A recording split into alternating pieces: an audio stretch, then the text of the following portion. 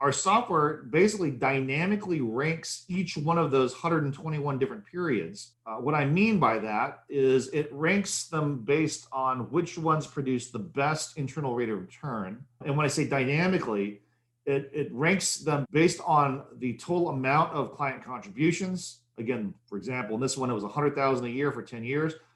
And then it takes into consideration the amount of income that's drawn down during what years. And then it ranks them based off of IRR. So it actually does calculate all 121 different 40-year periods. It's crazy. We did the calc on this. It runs about just over 1.2 million different calculations within a 20-second period. And then boom, punches out the breadbox report. Very sophisticated.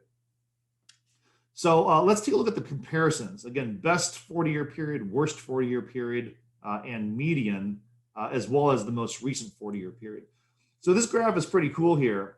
If we look at the latest 40-year period, that is the thin solid blue line there. And that is, again, the total income drawn down plus the account value in each one of those years. If we compare the most recent 40-year period to the best 40-year period, as well as the median 40-year period, as well as the worst 40-year period in those 121 different runs. So, a client being able to see a range of outcomes based on volatility and based off of, better sequences of returns or worse sequences of returns, I think is really valuable. When we look at a depiction that is based on a static positive return every year, as would be shown in, say, a carrier illustration, for example, a static positive return, you and I both know that that's never going to happen. Having a participating loan rate that is conveniently 50 basis points less than the illustrated carrier index credit is also never going to happen.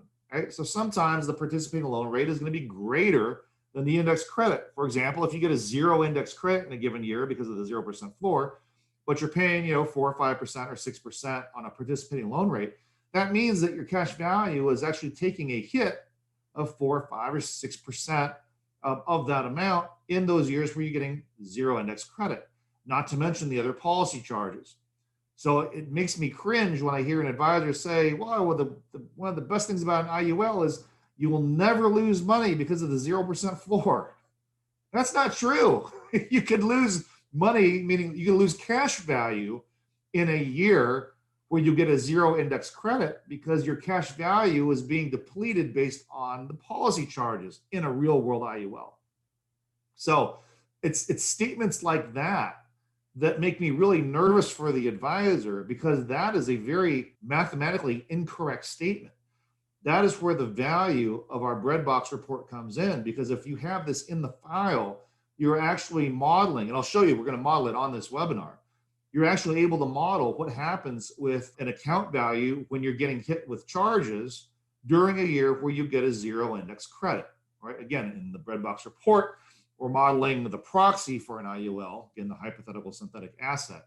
But even in a real world IUL, that cash value in a real world IUL is going to decrease if you get a zero index credit in a given year based on the policy charges. Again, not a lot of people talk about that, but very important. Okay, back to the slide here, as we see that highlighted yellow at the very bottom there, it's really important that I be very explicitly clear about our worst 40. The worst 40-year period is the 40-year period that produced the worst internal rate of return out of those 121 different 40-year periods that we analyzed. Now, the disclaimer at the bottom there says the worst 40 had the worst IRR of the 121 different 40-year periods analyzed, as I just said. However, it goes on and says, in a real-world scenario, it is possible that a 40-year period could be even worse than this, in which case the results would be even worse than depicted in this quote-unquote worst 40 scenario.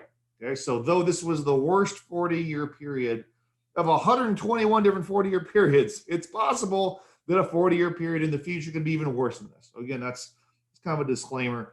I want to be real clear about that. As you're seeing here, we are paying a lot of attention to the detail and the minutia of our verbiage. So from a compliance standpoint, again, very important that we are messaging this correctly And it's very important that you message this correctly to your client as well. Okay. And in the box that just popped up there, in the best 40, median 40, and worst 40, those were the actual net internal rate of returns in each one of those 40-year periods. What's really encouraging to me when I look at this is that the worst 40-year period out of 121 different 40-year periods still resulted in a net IRR of 5.76%. That was the worst 40-year period of 121 different periods. I think that's pretty darn good.